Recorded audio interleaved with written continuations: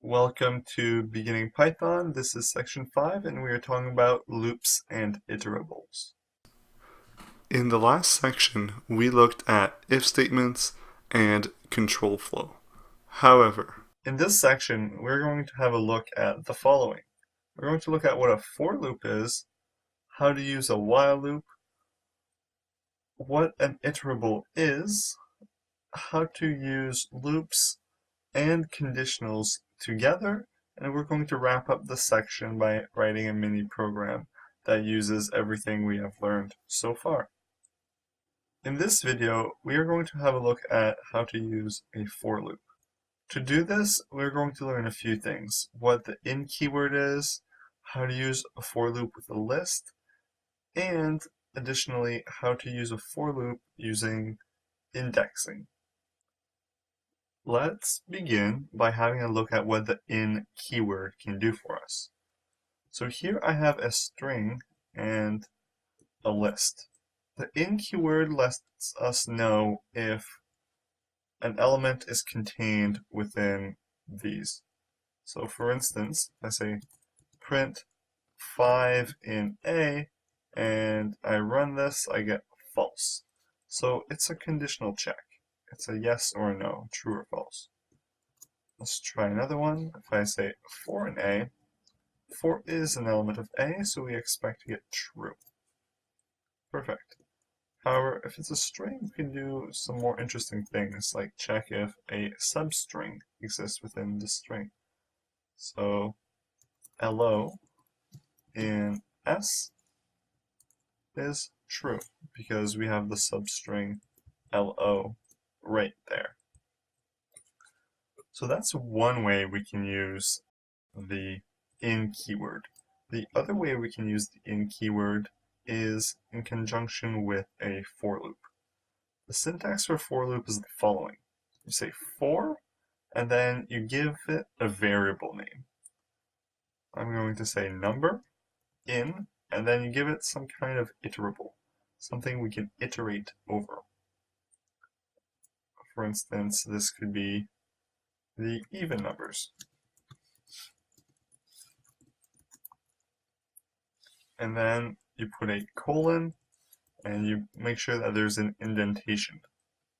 And everything inside the indentation is considered part of the for loop. Then if every iteration, number will be assigned to the next element in the list. So we'll start out at 2, 4, 6, 8, and 10, so on. If we print number, we'll see why that is, or how that works. Exactly, we get 2, 4, 6, 8, and 10. Even I could be more precise and say this is an even number, if I wanted to. So this is how you would iterate over a list. And since this is a for loop, we can continue adding even more code in here if we wanted to do a summation or do an if statement, or even add another for loop. I can keep adding code.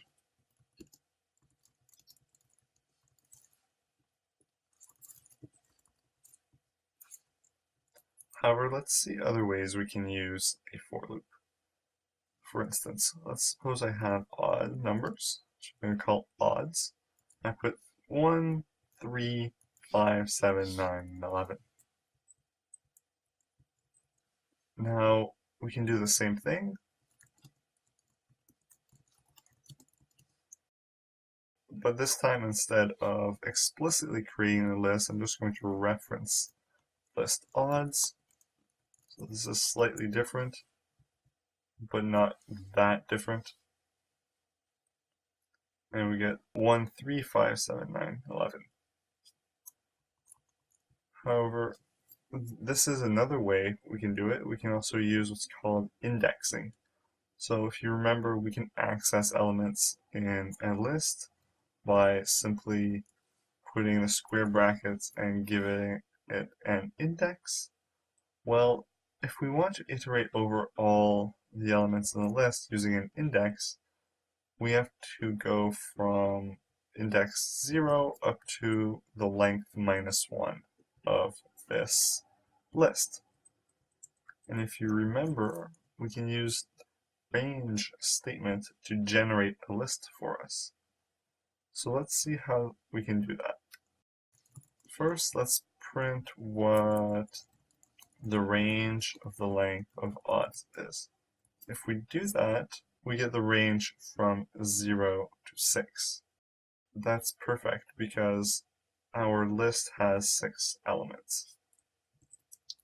Now, let's iterate over the indexes. So for index, in range of the length of odds, I'm going to say the following. Print index, we're going to use our formatting again.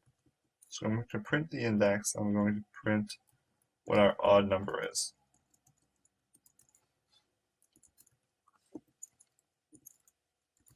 And now, so format, and instead of format, give it the index, and give it the odd number at that index. So you can see that for each index, we are able to pull out the corresponding odd number at that index. Now this is a common paradigm you're going to see in programming. Instead of explicitly iterating over the elements, sometimes, if not usually, it is more convenient to have the index laying around somewhere. Because not only can we query what the element at that index is, but it also tells us additional information as like where we are in the list, how far we've gone, and so on, and whether it is the first element or not. So these kinds of checks are important because in our other loop, this one, we have no sense of which is the first element. While in this for loop, if the index is 0, then we know we're in the first element, and that's some desirable information we might want.